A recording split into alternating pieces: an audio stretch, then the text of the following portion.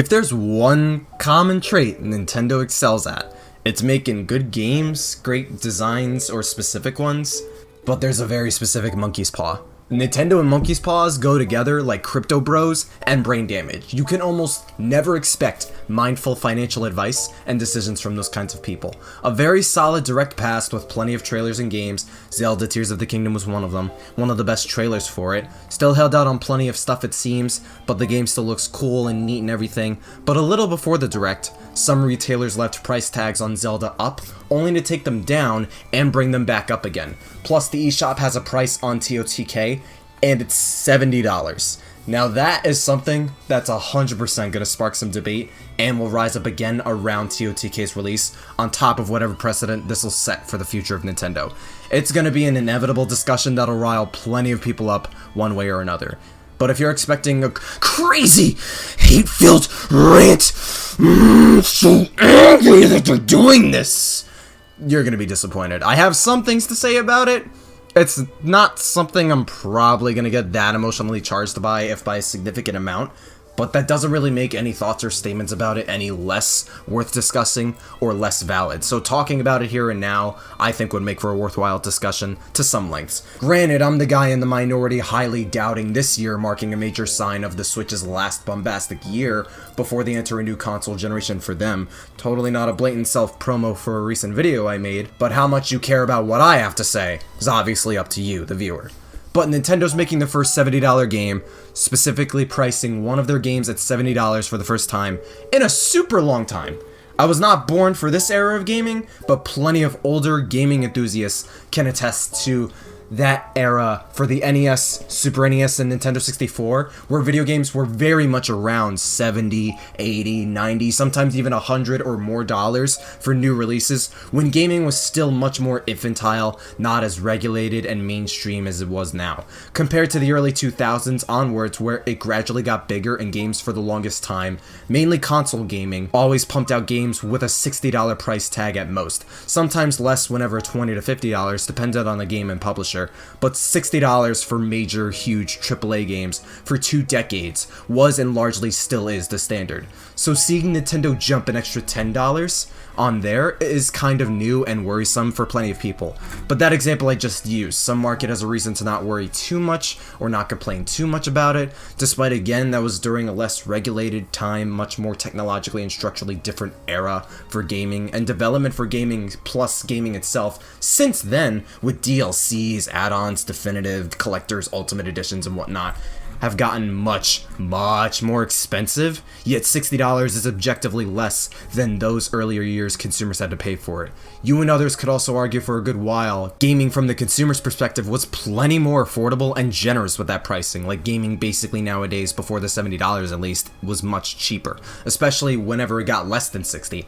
And I genuinely don't believe any average consumer is unironically saying, I want to pay more money for video games, especially in this dichotomy of thousands of games to buy and play, and rising prices on a ton of goods and media in general.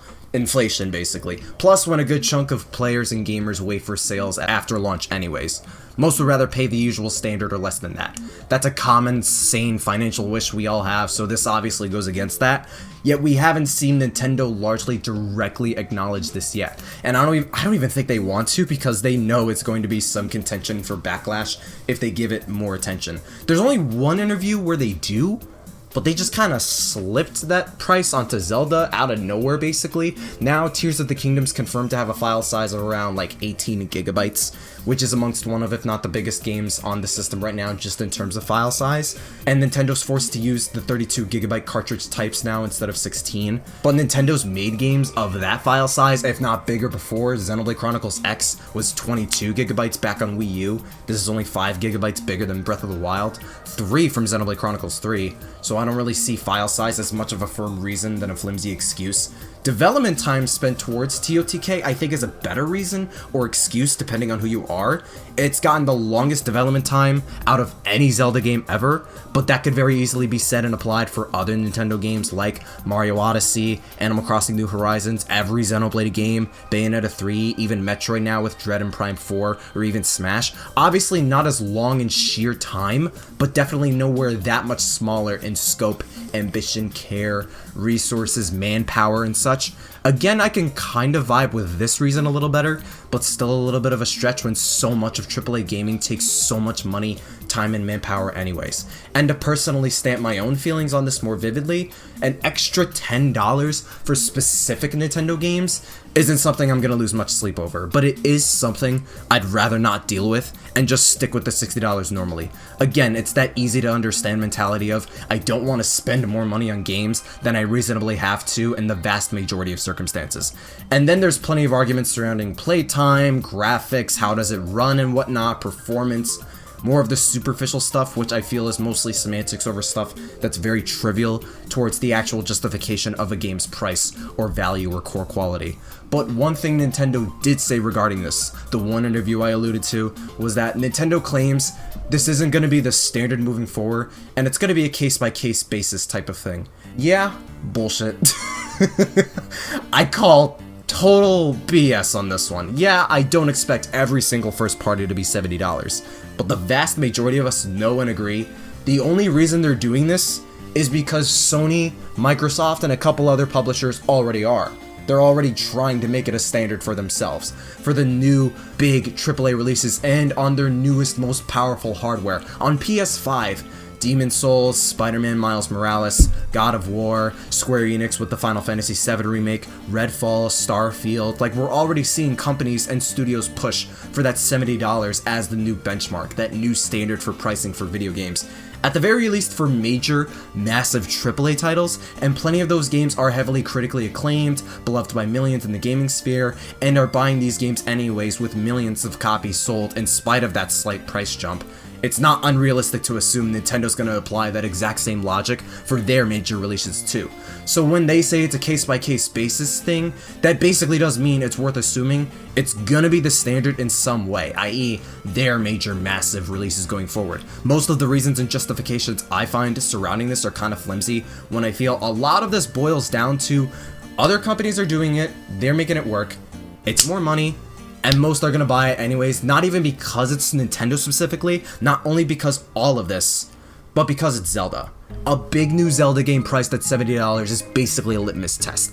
Everyone's gonna buy the new Zelda game. I guarantee you this $70 isn't gonna affect it much, if at all. It's the next new Zelda. Nintendo knows this. They know people will lay down $70 on Zelda, which isn't a major problem in of itself because tons love Zelda, and Zelda pumps out a bunch of glorious, incredible titles more than otherwise, but this is borderline guaranteed to laying that precedent for other massive Nintendo IPs to follow suit. I'm fully expecting the next major Mario game to have that $70 price tag at this point. A new Mario Kart would make a lot of bank from that too. The next major Animal Crossing or Smash Brothers games could very well get that price tag too. The internet will literally light on fire when the next mainline Pokemon games go on to 70, the franchises where they release 2 versions of a single game almost every single generation, and yet it'll still sell insanely well anyways.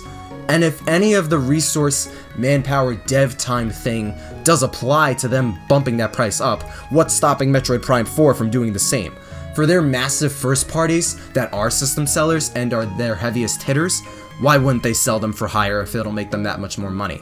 Their mascot franchises and system sellers getting it isn't unrealistic to expect whatsoever, since Zelda's very likely to start it. It's one of those things to where a good chunk of my partial indifference also stems from the fact that, yeah, Nintendo mimicking their competition like this doesn't surprise me, but also Nintendo never puts their games on sale either. Zelda Breath of the Wild, Mario Kart 8 Deluxe, Xenoblade Chronicles 2, Super Mario Odyssey, legit almost every single first-party title on the Switch is still $60.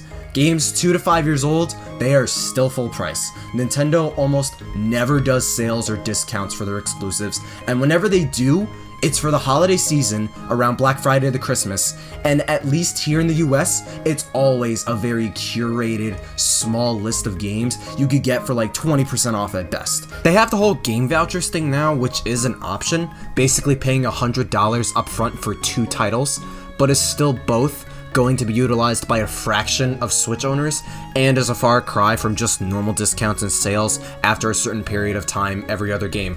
from basically every other company does. They never do like the other companies to where after a yearish or more, you could get major titles for half off or less. They are always $60, so we always expect having to pay that much for any Nintendo title anyways. You almost never see price reductions from them, especially since the Switch's birth, so that always left me jaded with pricing because albeit on the high end every time, it's also never anything different for better and worse, so it's just kind of a jaded expectation. But with this, with the $70, it's also one of those things to where whether it's Nintendo themselves or fans justifying them bumping the price up, what I believe anyways, you give them an inch, they're gonna want to go a mile, and this can apply to every other company doing it too. Again, I'm not super upset about it, but I am decently against the idea itself for obvious reason. I fully anticipate this to be some considerable constant going forward, and I mean most major Nintendo releases. Now that millions are already comfortable buying $70 games, when 60 never stopped being that standard for 2 decades, who's to say they're not going to bump that up to 80, 90, or even $100 at some point, whether near or far distant in the future, just making gaming even more expensive for no legitimate reason other than people will buy it anyways. Like, if there's one thing I actually don't want, it's Nintendo and other companies thinking us or them being given that extra inch or two each time for every good Mario, Zelda, God of War, Call of Duty, Halo, and such. And they think we want them to make us waste more money for effectively no extra cost on their part. You can't justify or draw a line in that sand, stand firm to your belief / standard, if you're crossing it off and extending it more and more how much they can mess around with it by moving that goalpost. You know what I mean? It makes the sheer fact Metroid Prime Remastered being $40 looks like an absolute miracle. Nintendo never discounts their first party titles, even remasters like the Zelda remasters back on Wii U. And there are several things about the Metroid Prime Remastered that are insanely good and important that are worth acknowledging and celebrating, but for most people, that $40 price point is also a welcome surprise because it's that one type of typical industry release, that one thing Nintendo does that makes it such a notable outlier. Despite they went extra miles to touch up the graphics and make actual quality of life changes to the original Metroid Prime, they did what they never do and made it that much more accessible than any of their other first parties, and for Metroid especially, that's also stupidly good. It's just a weird 180 between that and TOTK being $70 with that, and also people raising more of a stink over it specifically for Zelda, also because TOTK is basically on the same system as last generation. Not Wii U, but it's hardly much stronger than the Wii U, and it's the same system that popped in during the PS4 and Xbox One, which was already stronger than the Switch. It didn't even get a revision upgrade, a Pro version or much stronger hardware revision besides the OLED, which isn't even much of a Switch Pro, or the kind most wanted.